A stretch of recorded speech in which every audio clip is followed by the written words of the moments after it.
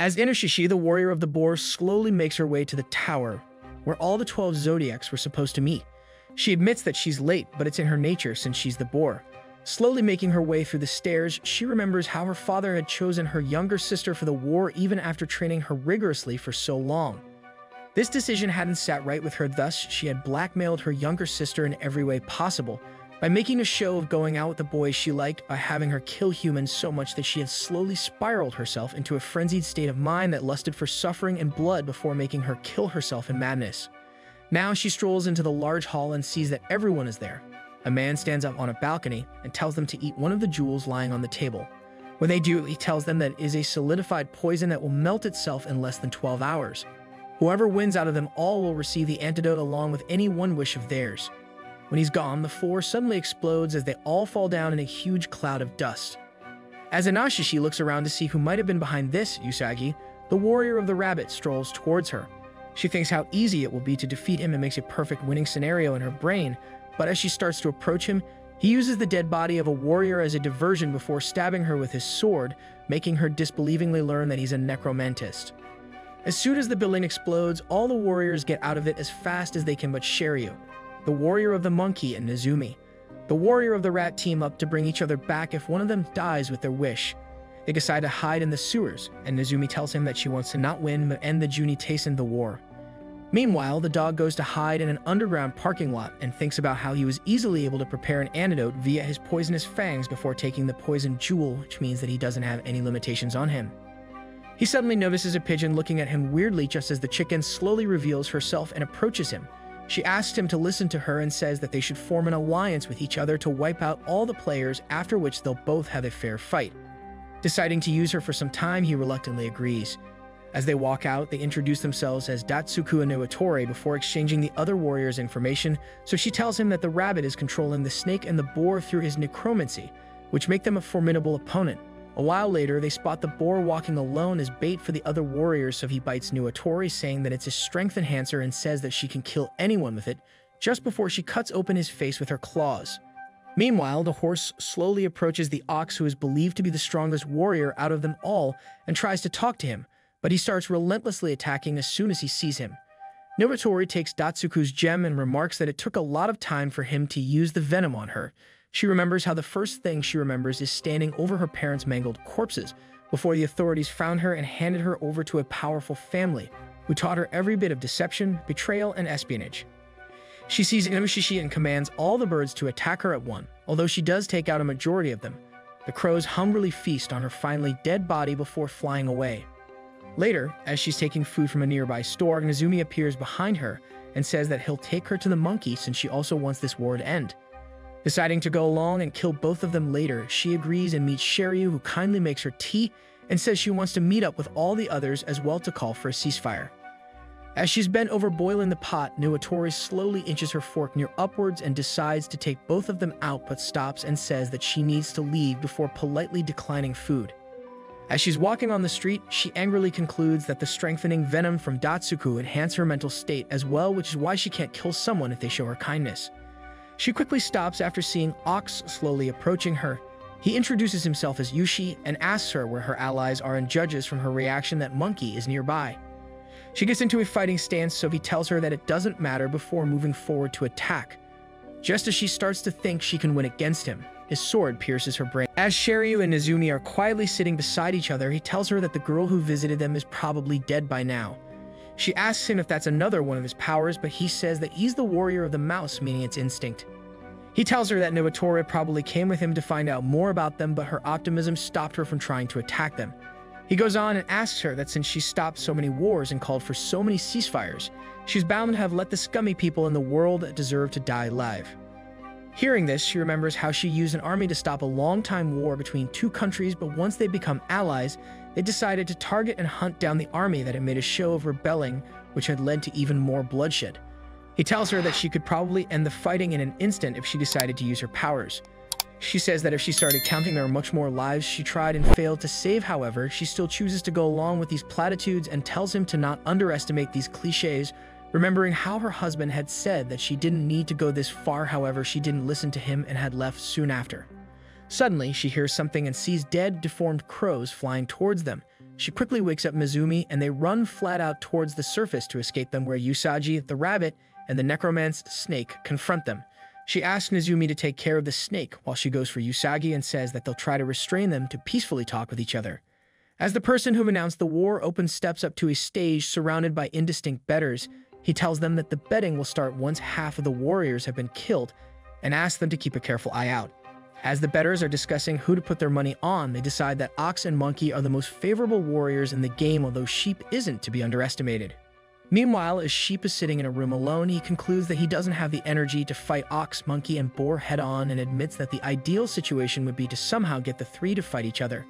He remembers how after he'd won, he had used his wish to see his grandchild and had later decided to participate in the war in his place since he's lived a long life and experienced all the happiness he wanted. He suddenly hears someone coming and disappears, leaving a bomb behind just as Ox slashes the door open. On the street, he decides to ally with either Horse or Rabbit since they're about the same level as him. Meanwhile, Snake dashes away, so Nezumi pursues it, leaving Sherry to fight Usagi. As they trade blows, she asks him to stop the fighting, but he keeps going until the crows fly out of the manhole. They charge towards her, but she quickly kills them one after one while feeling guilty for murdering animals. Meanwhile, as Sheep is walking through a mountain track, he spots Tiger, who's the worst of them all, drearily lying on a bench with a bottle of alcohol in her hand and tries to get away unnoticed. But she says she knows he's there and tells him to come here. Sheep slowly approaches her as she mindlessly blabbers on. When he's in front of her, she gets confused and asks him why there are multiple duplicates of him there. As he hears her idiotic voice, he thinks that the fake trail he left for Ox to follow would probably have been discovered by now, which means that he must be coming for him. He settles into a fighting stance and introduces himself as Hitsuji, and she does as Tora. He is ready to strike at her, but she instantly charges through him and rips his entire body, saying that she's powerful when she's drunk, although blood is better. Meanwhile, Sherry attracts Usagi's attack patterns and slowly concludes that he's not a good fighter, which is a given since he's a necromantist, and decides to hit him from behind and restrain him before proposing a ceasefire. But as she jumps behind him to strike, he instantly stabs his twin swords into her chest as she slowly understands that he used Snake's head to keep track of her. On the other end, Horse locks himself in a secure bank vault and starts remembering how his entire squad of soldiers had been easily defeated by an enemy, after which he pursued unbeatable strength endlessly, using all sorts of methods, medicines, and surgeries, the end result of which is his current body. He abruptly notices Nezumi sitting beside him, who tells him to not worry since he's just here to hide, and starts playing his game. A while later, he gets up and says that Snake might try to find him here and instantly leaves. Wondering what he meant, Horse gets lost in his thoughts before starting to realize that he's having trouble breathing. He quickly gets up and tries to smash the wall open to escape the fire, but dies because of being unable to breathe as Snake sets the bank on fire from outside. As Snake and Dragon are approaching the building, they wonder who'll be there. While thinking about how they'd gotten picked, the clan's representatives had chosen both the brothers largely due to their prowess, but also because of the fact that they were linked to each other, much like how the Snake and Dragon warriors always team up despite the fact that only one lives at the end. Hearing this, both are surprised. Later, as the younger one tries to steal a snake from a contraband warehouse, the thugs see him and try to shoot, but he takes out a lighter and threatens to burn the entire place down. His elder brother suddenly arrives and flies him away, but not before he's set fire to the warehouse. They enter the hall and are greeted by Usagi, who asks them to be his friends, but they decline and joke about him when he abruptly slashes Dragon's head off. Meanwhile, Tora runs into Snake and drinks alcohol from his cylinder. She sees that he's settled into a fighting stance, but when he doesn't move, she walks away as she walks by from behind and cuts his arms off.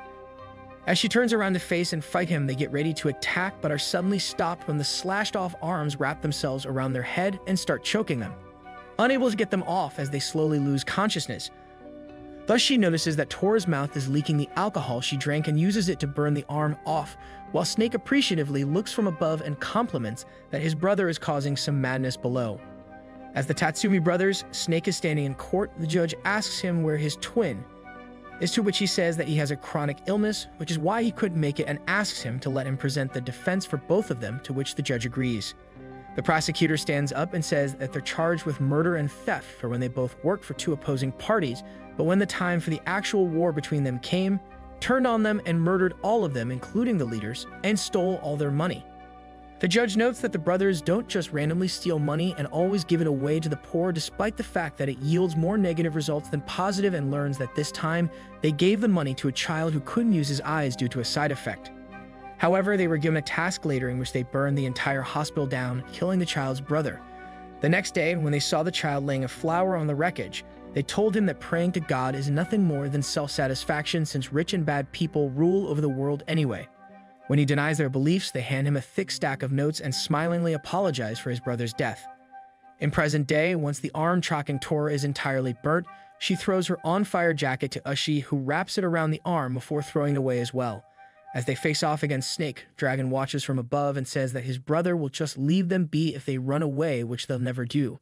Seeing the chance, he gets ready to give his brother a proper memorial. As Sherry's necromance form is walking on the street, she sees Dragon flying high in the sky and powerfully throws Snake's head at him just as Usagi corners him mid-air and cuts his body into two halves, which only leaves Nezumi, Ushi, and Tora remaining. In a flashback, Tora is selected to represent her family at their area-style martial arts dojo and to go forth and battle as a warrior once she's completed her training, living according to their concept. But in battle, she horrifyingly discovers that the battlefield was more a ruthless killing ground than honorable combat as she sees all her comrades die, after which she turned to drink for comfort. As she drunkenly walks out of a bar, she comments that the world is great when she's drinking since she doesn't have to focus on anything. Suddenly, she falls down and attempts to crawl on all fours when she discovers that it's much easier.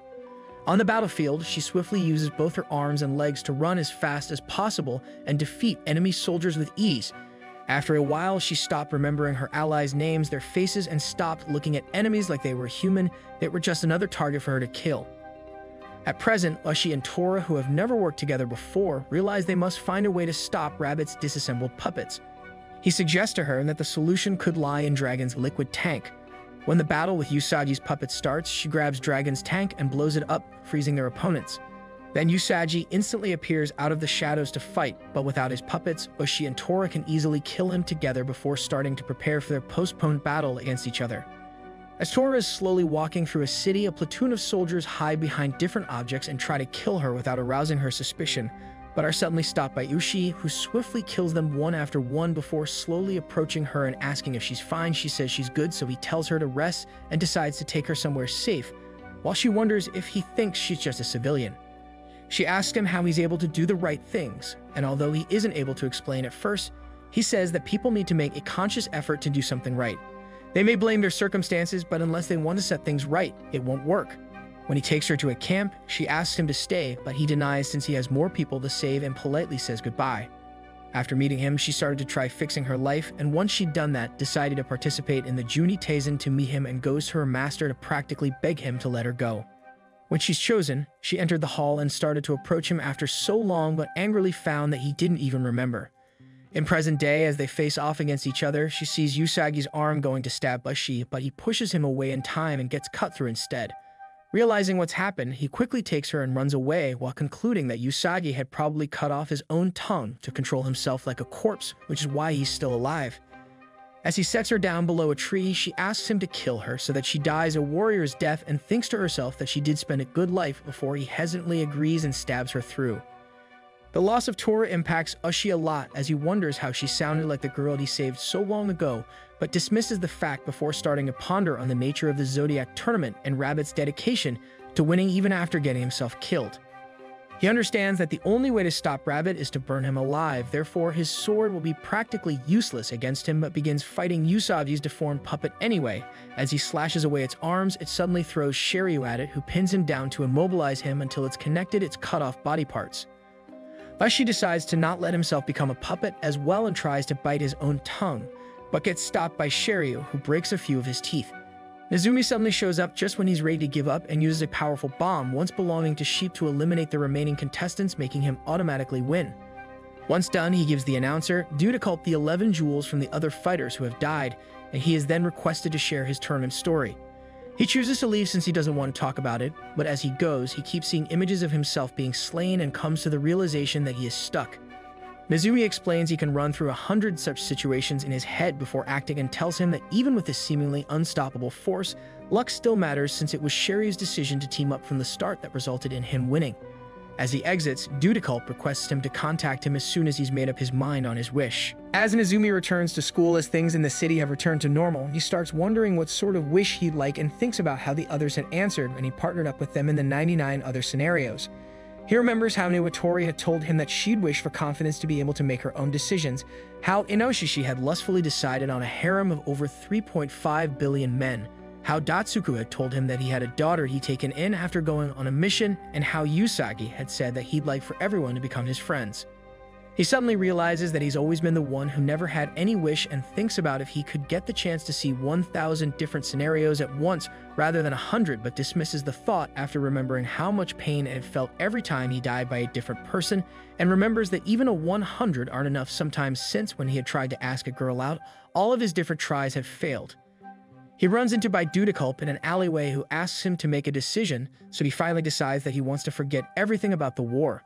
The next day, he is back at school, sleeping soundly at his desk as usual, but a girl observes that he has a really satisfied look on his face.